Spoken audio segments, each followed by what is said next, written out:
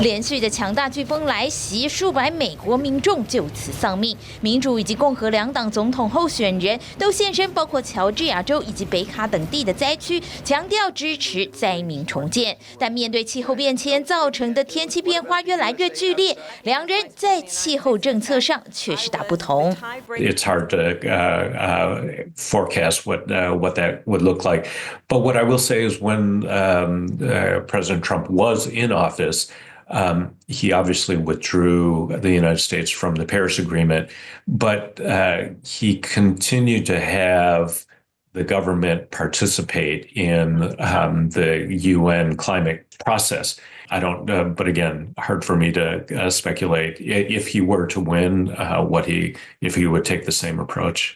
华府公共事务智库美国进步中心的资深副会长余冠伦在接受 TVBS 国际评论员余文琪的专访时就表示，尽管共和党总统候选人川普的气候政策让人难以捉摸，但可能还是不会放弃降低通膨法案带来的好处。Many people look at the Inflation Reduction Act, which is, basically a big climate change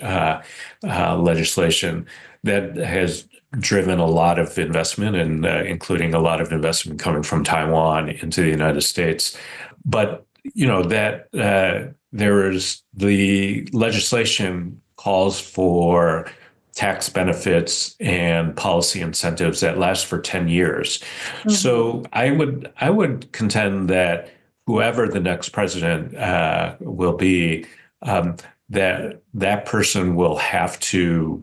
look at what the opportunities. 曾经在美国国务院协助气候特使凯瑞担任顾问，也在奥巴马时期参与能源部门与中国大陆的交涉。余冠伦认为，尽管美中两国关系持续陷入僵局，但就算在大选过后，两国在气候上的交流也不会就此停下脚步。Regardless of the election outcome, there are a number of strong U.S.-China channels on climate change that are going to continue regardless. I think the most obvious one is the strong engagement that the state of California has had with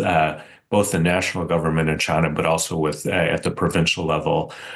There are any number of technical conversations, policy conversations that have been going on. 余冠伦强调，尽管华府持续展现对中强硬的态度，但希望恢复两国交流的高层其实比想象中来得多。There are a surprising number of policymakers that recognize that there's an important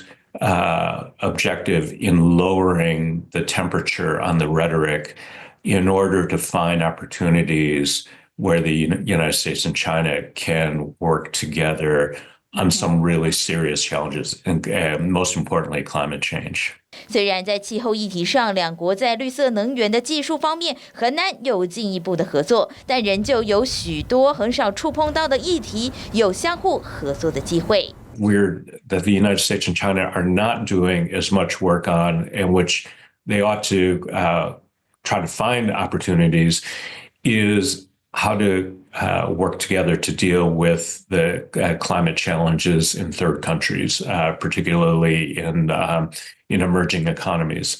尤其即将在下个月举行的联合国气候变迁峰会，最重要的任务就是让将近200个国家同意新年度的融资目标。提供这笔资金协助开发中还有未开发国家来应对气候变迁，但面对即将登场的美国大选，能不能把握机会，在改善气候的同时增加美中两国的交流，也考验新政府的政策走向。TVBS 新闻综合报道。